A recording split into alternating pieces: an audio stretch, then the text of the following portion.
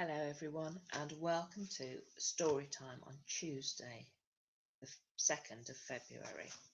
Today, we're starting our new book, The Demon Dentist. I hope that it's going to be a slightly different demon from the demon headmaster that we had to deal with last time, but you never know. So, let's start. Find the first chapter. Ooh. At the beginning it says, "Beware, this is a horror story with quite a lot of made-up words." That's interesting. The prologue. Darkness had come to the town. Strange things were happening in the dead of night. Children would put a tooth under their pillow at bedtime, excitedly waiting for the tooth fairy to leave a coin. In the morning they would wake up to find something unspeakable under there. A dead slug, a live spider, hundreds and hundreds of earwigs creeping and crawling beneath their pillow, or worse, much worse. Someone or something had come into their bedrooms in the hours of darkness, snatched the tooth, and left a blood-curdling calling card behind. Evil was at work. But who or what was behind it? How could they sneak into children's bedrooms without being seen? And what could they possibly want with all those teeth?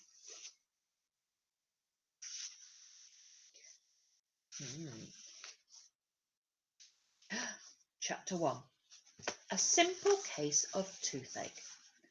Alfie hated going to the dentist. As a result, the boy's teeth were almost all yellow. The ones that weren't yellow were brown. They bore the stains of all the goodies that children love, but dentists hate. Sweets, fizzy drinks, chocolate. The teeth that were neither yellow nor brown simply weren't there anymore. They'd fallen out. One had bitten into a toffee and stayed there. Assorted fruit-flavoured chews had claimed others. So this is what young Alfie looked like when he smiled. Can you see? He's got lots of gaps in his teeth. That's because this 12-year-old boy hadn't gone to the dentist since he was very little. Alfie's last visit was when he was around 6. It was a simple case of toothache, but it ended in disaster. The dentist was an ancient man, Mr. Erstwhile. Despite his good intentions, Mr. Erstwhile should have retired many years before. The dentist looked like a tortoise, an old tortoise at that. He wore glasses so thick that they made his eyes appear to be the size of tennis balls.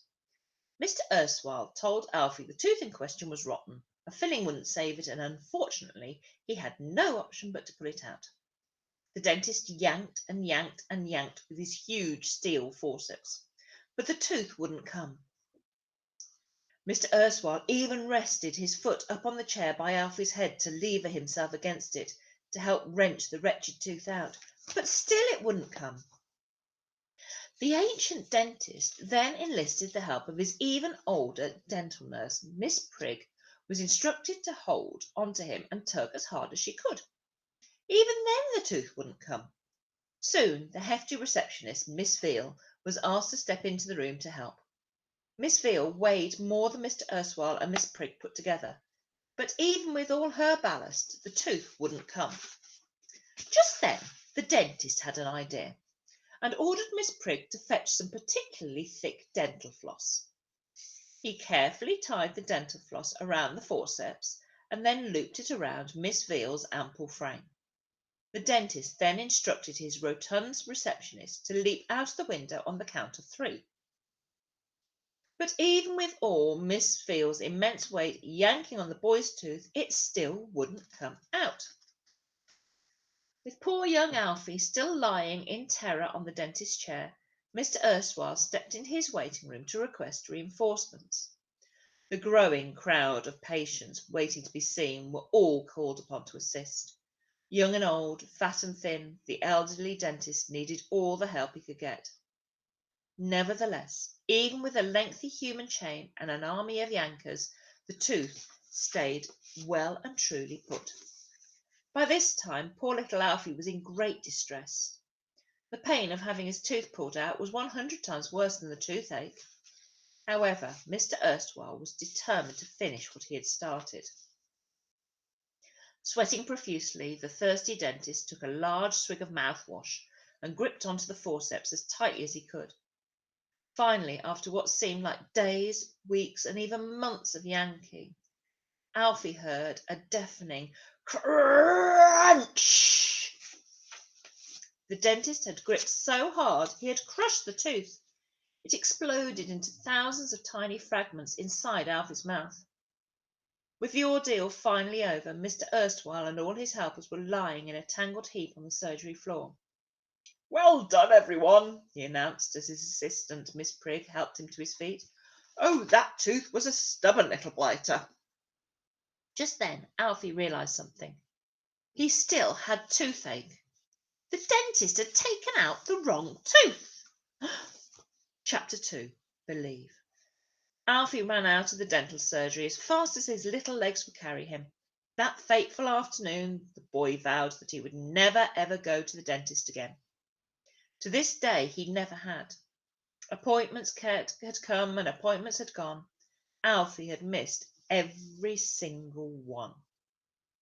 Over the years, there had been a sackful of reminder letters from the dentist, but Alfie had hidden them all from his dad. Alfie was a family of just two, just him and his father. The boy's mother had died giving birth to him. He had never known her. Sometimes he felt sad, as if he missed his mother, but then he would tell himself, how could he miss someone he'd never met? To hide the appointment letters from the dentist, the boy would silently drag a stool across the kitchen floor. Alfie was short for his age. He was, in fact, the second shortest kid in the school, so he would have to balance on his tiptoes on the stool to reach the top of the larder, which is where he would hide the letters. There must have been 100 letters buried up there by now, and Alfie knew his father couldn't reach them. That was because for many years Dad had been unwell, and had of late become confined to a wheelchair. Before ill health forced him out of work, Dad was a coal miner.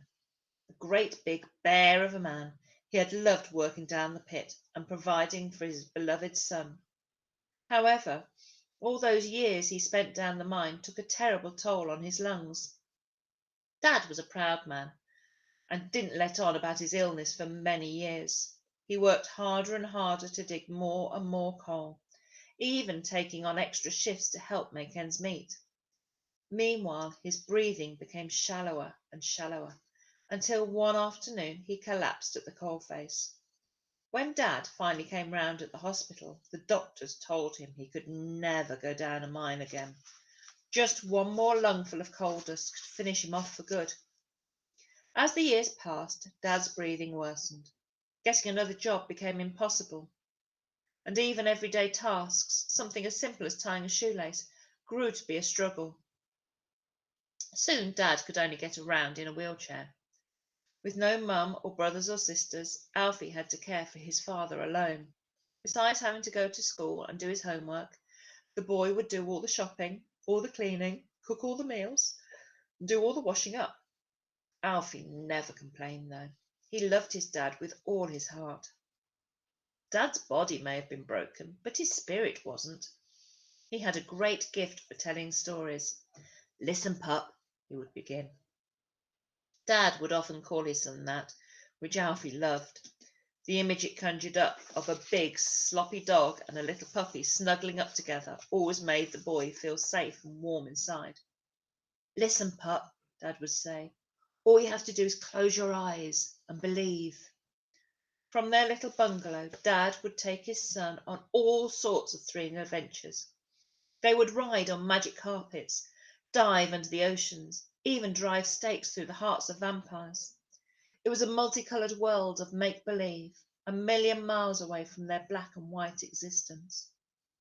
"Take me to the haunted house again, Daddy," the boy would beg. "Perhaps today, my pup, we will take a journey to the old haunted castle," Dad would tease. "Please, please, please," Alfie would say.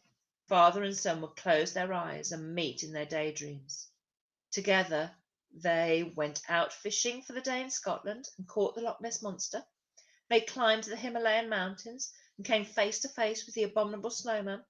They slew a huge fire-breathing dragon, hid aboard a pirate ship, and were forced to walk the plank as stowaways, only to be saved by beautiful mermaids. They rubbed a magic lamp and met a genie who gave them 3 wishes each, although Dad gave all his wishes to his son. And they rode on the back of Pegasus, the winged horse from Greek mythology. They climbed up a stalk to Giantland and met an extremely hungry Cyclops, whose perfect idea of in-between meals snack was a scrawny little 12-year-old boy, so Dad had to save him. They became the first ever father and son team to successfully land on the moon in a homemade rocket, and they were chased across the misty moors at night by a ferocious werewolf. This was the world of imagination. Anything was possible in Dad's and Alfie's adventures. Nothing could stop them. Nothing. As Alfie grew older, though, he found it harder and harder to see these things.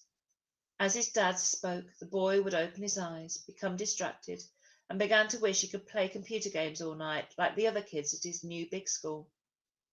"Pup, just close your eyes and believe," his dad would say.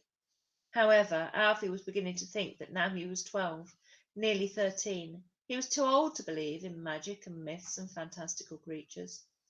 He was about to find out how terribly wrong he was. Chapter 3. Whiter than white. The whole of the lower school was gathered in the hall. The few hundred children were sitting in rows of chairs awaiting the guest speaker. No one interesting ever visited Alfie's school. On prize-giving day, the guest of honour had been the man who'd made the cardboard for cornflake packets. The cornflake cardboard man's speech was so mind-numbingly boring, even he fell asleep delivering it. Today there was a talk from the town's new dentist. It was to be a lecture about looking after your teeth. Not wildly exciting, but at least it meant they were all out of lessons for a while, thought Alfie.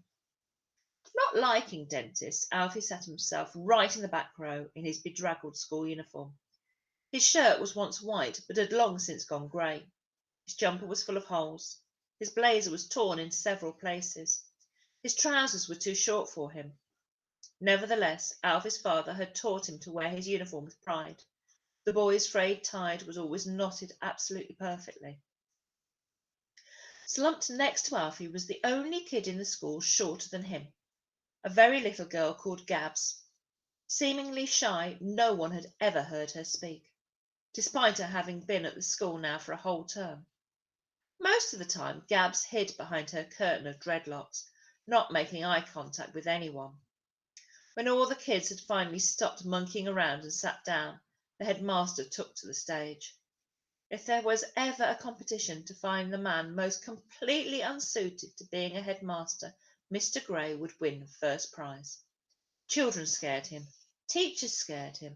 Even his own reflection scared him. If his job didn't suit Mr. Gray, his surname definitely did.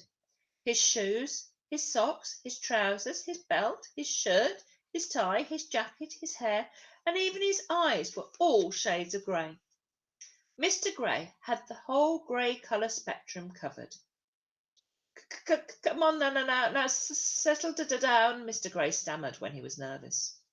Nothing made him more nervous than having to speak in front of the whole school. Legend had it that one day the school inspectors visited and they actually found him hiding under his desk pretending to be a footstool. I settled down. If anything, the hum of the kids became louder. Just then Gabs stood on a chair and shouted at the top of her voice, "Come on, give the old fart a break." It might not have been the most flattering choice of words, but the headmaster allowed himself a brief flicker of a smile as all the kids at last fell silent. Everyone looked at Gabs as she sat back down. After her outburst, the girl was now surrounded by the strange glow of celebrity. "Good," continued Mr. Gray in his grey, monotonous voice. "A bit less of the old, though, thank you, Gabriella. Now, as a special treat for you, with a talk about looking after your teeth, here's the town's new dentist. Please give a huge school welcome to the lovely Miss Root." As the headmaster scuttled off, there was a short burst of applause.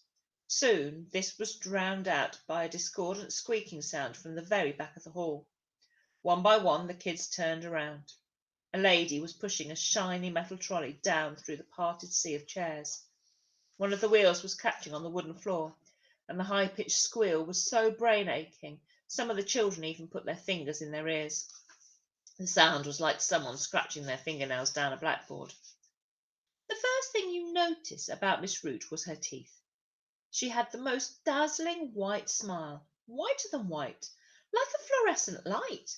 Her teeth were absolutely flawless, so flawless they couldn't possibly be real. The second thing you noticed about Miss Root was that she was impossibly tall. Her legs were so long and thin, it was like watching someone walk on stilts. She was dressed in a white laboratory coat, like the ones a science teacher wears when it's time for an experiment. Underneath the coat, her white blouse was matched by a long white flowing skirt. As she passed, Alfie looked down and noticed a large splash of red on the toe of one of her shiny white high-heeled boots. "Is that blood?" thought Alfie. And I'm going to stop there. We'll find out whether it's blood or not tomorrow. I wonder if we're going to find out exactly what Miss Root is like tomorrow. But for now, have a good evening and I'll see you for story time tomorrow.